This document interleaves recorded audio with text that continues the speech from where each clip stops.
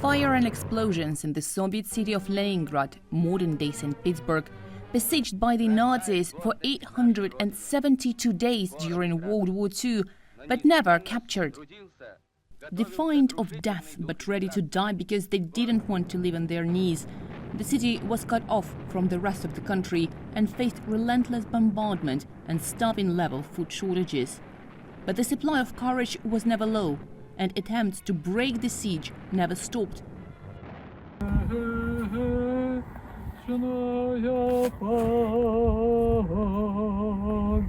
These days, snow is no longer red. When TRT World visited the site of iconic battle in February, 50 kilometers east of St. Petersburg, Father Valerian delivers a special service in memory of the tens of thousands of Soviet troops and civilians who died here, defending their motherland in the Great Patriotic War. This area in the Leningrad region was a bridgehead for Soviet troops in the battle to lift the blockade of Leningrad.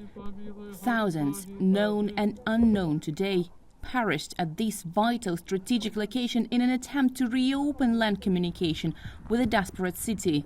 For decades, these personal body crosses belonging to fallen soldiers have been pulled from the waters of the Neva River in Dubrovka.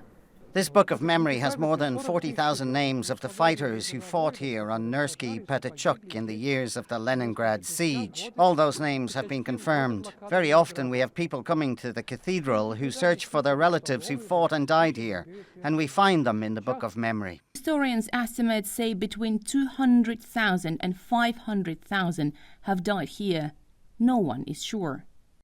80 years after the end of the Great Patriotic War, local society here still commemorates the fighting and the sacrifice of those who lost their lives so that their descendants could thrive and prosper.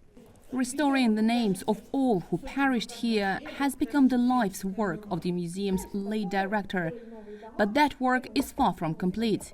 People from all over Russia bring medals, military IDs and other belongings of their relatives who fought here. Dubrovka ведь это место паломничества.